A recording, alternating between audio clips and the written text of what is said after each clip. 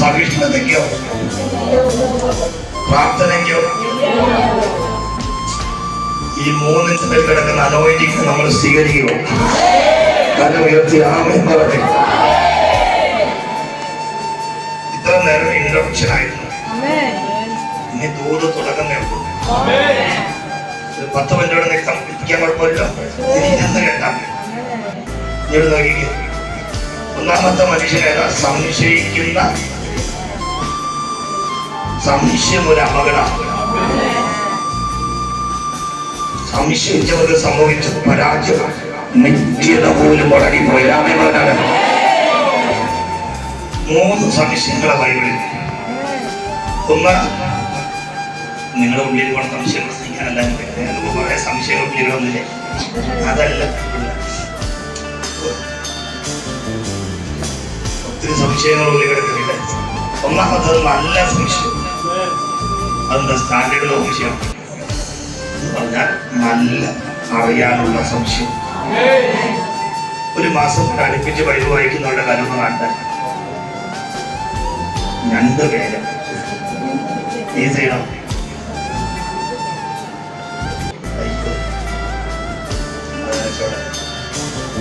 നമ്മൾ പൊതുവെ ബൈബിൾ വായിക്കാൻ നന്നായിട്ടാണ്.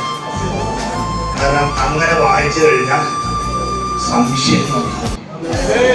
പക്ഷെ നിങ്ങളുടെ ബൈബിളിന്റെ നടുക്ക് ഭാഗം മാത്രമല്ല ഇങ്ങനെ കൊടുത്തിരിക്കണം.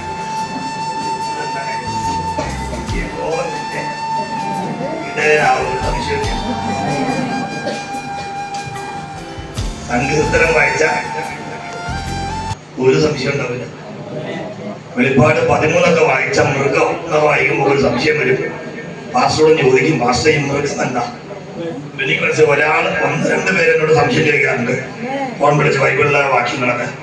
വേറെ ഒരാൾ ചോദിക്കത്തില്ല. കാരണം അർത്ഥം എനിക്ക് മനസ്സിലായി. നിങ്ങളുടെ ആ ബൈബിളിന്റെ സ്റ്റാൻഡേർഡ് ഇതാണ്. ഇതിനെക്കുറിച്ച് പറയുന്നില്ല. മനസ്സിലായല്ലോ? എല്ലാ ദിവസവും ബൈബിൾ വായിച്ചൊരു സംശയമുണ്ടാവും. ഇവിടെ ചോദിക്കണം. 2, അരുതാത്ത സംശയം. എന്താണ്? പറയട്ടെ, അരുതാത്ത സംശയം. ഒരു കത്തുമേശം കൊടുക്കുന്ന ഒരു സഹോദരനെ പറ്റി കൂട്ടുസഹോദരൻ പോയി പാസ്റ്റർ പറഞ്ഞു, അദ്ദേഹം സിഗരറ്റ് വലിക്കുന്നയാളാണ്, കത്തുമേശം കൊടുക്കാൻ സമ്മതിക്കുന്നു. അദ്ദേഹം ഒരു അധ്യാപകനാണ്. പാസ്റ്റർ അന്വേഷിച്ചപ്പോ ഇദ്ദേഹം പറഞ്ഞ നോണയാന്ന് മനസ്സിലായി. കാരണം ഇദ്ദേഹം ഒരു അധ്യാപകനായതുകൊണ്ട് കടയിൽ പോയി ചോക്ക് മേടിച്ചു പറയും.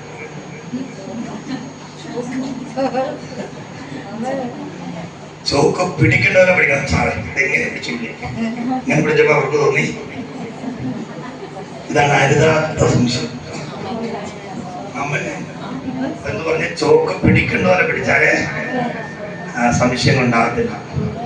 സംശയം വരുന്ന തരത്തിൽ പോയി എന്ത് ചെയ്യരുത്? നിന്ന് കൊടുക്കരുത്. എന്നിട്ട് പാല് കൊണ്ട് കഴുകിയിട്ട് കാര്യമില്ല. വേണ്ട, നിങ്ങളുടെ മൂട് കളിക്കുന്നതാണ് നീ കത്തിയോടെ. ഇനി അടുത്ത സംശയം നാട്ടുകാരുടെ സംശയം.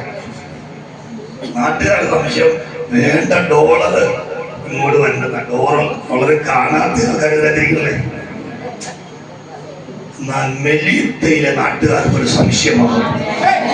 ആ സംശയം ഇന്ന് പകരം തൊടാൻ പോവാൻ 28:3 വരുമ്പോൾ ഇവൻ കുലപാതകൻ സംശയമില്ല. പൗലോസിനെ കുറിച്ച് മെലിയത്തയിലെ നാട്ടുകാർ പറയും ഇവൻ കുലപാതകനാ, സംശയമില്ല. എന്റെ ചോദ്യം, സ്തേഫാനോസിനെ കൊല്ലാൻ കൂട്ടുന്നല്ലാതെ ഈ വ്യക്തി ഒരാളെ പോലും കൊന്നിട്ടില്ല. എന്നാൽ 276 പേരിൽ 25 പേര് കപ്പൽ ഉദ്യോഗസ്ഥന്മാരാ, പണിക്കാരാ. 251 പേരിൽ രാജ്യദ്രോഹ കുറ്റമുള്ളവർ, കൊലപാതകം ചെയ്തവർ, ഓട്ടിച്ചവരെല്ലാം റോമിലേക്ക് തടവിൽ കൊണ്ടുപോകയാ. അവർക്കാർക്കും വീഴാത്ത ദൂത്, ഈ മനുഷ്യൻ ഈ കൊലപാതകനാ. ഇന്നാ പറയട്ടെ, ഈ തീക്കകത്തിലെ അപമാനങ്ങൾ നിനക്ക് വിരോധമായി വെല്ലുവിളിച്ച അപമാനങ്ങൾ പറയും.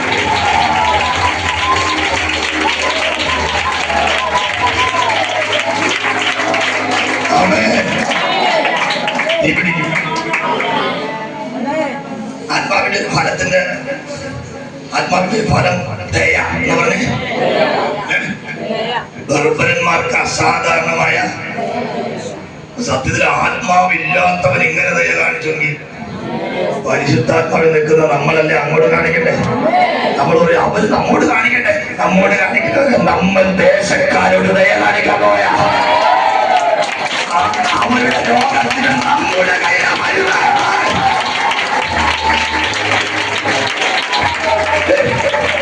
പ്രധാനപ്പെട്ട സ്ഥാനത്ത് പിടിക്കാൻ പോവാ. 276 പേരും മഞ്ഞ് വീഴുന്ന രാജ്യം കിടന്ന പ്രവാചകന്മാര് പറഞ്ഞ കേട്ടല്ലേ, മഞ്ഞ് വീഴുന്ന രാജ്യം. മഞ്ഞ് വീണോണ്ടിരിക്കുക. മഞ്ഞ് വീഴുന്ന സ്ഥലമായി ഇന്നത്തെ മാറ്റ രാമൻ പറഞ്ഞേ. അന്ന് അങ്ങനെയായിരുന്നു. മഞ്ഞ് വീണോണ്ടിരിക്കുമ്പോ 276 പേർക്ക് തീ കൊണ്ടേ. നമ്മുടെ ചിന്ത ഒരു 4 വിറകിട്ടാ തീയാവും. ഒരു വലിയ ലോഡ് വിറക് വേണം. ചിന്തിക്ക് ശരിയാണല്ലേ? നമ്മുടെ ചിന്ത 2 വിറക് വർക്ക് ചെയ്തത്. എന്നാ അപ്പച്ചൻ പ്രാർത്ഥിക്കാൻ ഒരു മുട്ടി വിറക് എടുത്തിട്ടതാണ്.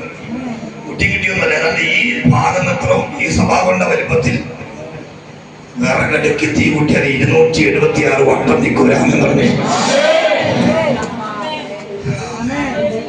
അങ്ങനെ തീ കൂട്ടിക്കൊണ്ടിരിക്കുമ്പോ അതിന്റെ ഇടയിൽ കൂടെ ഒരു വിറക് കൂടി അവിടെ വീഴുമോ? ആ വിറകിട്ടവന്റെ കയ്യിലേക്ക് അടലി നോക്കുക. ഇവനാരടാ ഇതുവരെ ഞങ്ങൾക്ക്